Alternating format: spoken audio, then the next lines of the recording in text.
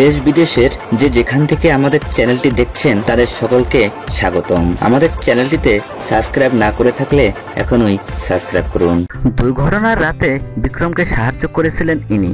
গ্রেফতারির খবরে বিস্ময়কর প্রতিক্রিয়া। বিপদের সময় অভিনেতা বিক্রম চট্টোপাধ্যায়কে সাহায্য করেছিলেন, কিন্তু এখন আর সে কথা মনে নেই রিক্সা চালক কালুয়া সিংহের। বিক্রমকে গ্রেফতার করেছে পুলিশ, একথা জেনে ভাবলেহীনভাবে তার সংক্ষিপ্ত প্রতিক্রিয়া, যা করার করেছি, এখন সব ভুলে গিয়েছি, চিৎকার করে সাহায্য চাইছেন এক যুবক। গত 29 এপ্রিল রাতে প্রতিদিনের মতো লেকমল সংলগ্ন তারা রোডে রিক্সা রেখে শুয়েছিলেন বিহারের বাসিন্দা কালুয়া। প্রচন্ড আওয়াজে ঘুম ভাঙার পর দেখেছিলেন দুমড়ে মুচড়ে রয়েছে একটি গাড়ি। দায়িত্ববোধ থেকেই গাড়ির ভেতর থাকা এক মহিলাকে বার করতে সাহায্য করেছিলেন কালুয়া। সেই যুবকেই যে বিক্রম, এবং যাকে গাড়ি থেকে বার করেছিলেন তিনি যে মডেল তথা অভিনেত্রী সোনিকা সিংহ চৌহান, তা জানা ছিল না রিক্সা চালকের। পরে জেনেছেন সবকিছু। তারপর থেকে কম বিড়ম্বনায় পড়তে হয়নি তাকে। একই কথা বারবার জানতে চাইছেন সকলে। শুক্রবার দুপুরে দুর্ঘটনা স্থলের কাছে গিয়ে দেখা গেল রিক্সাতেই বসে রয়েছেন কালুয়া। সাধারণত বৃষ্টিতে রোজগার ভালো হয়, কিন্তু এদিন বৃষ্টি হলেও তেমন রোজগার হয়নি।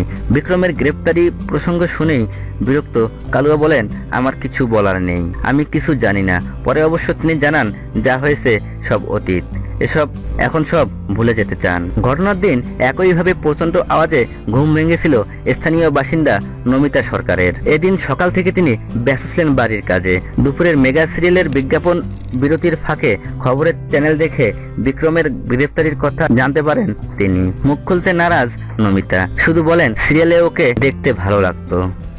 বাইপাসে কসবা কানেক্টেড সুইন হোল লেনে বাড়ি বিক্রমের। তার বাড়ির উল্টো দিকে রয়েছে একটি মুদির দোকান।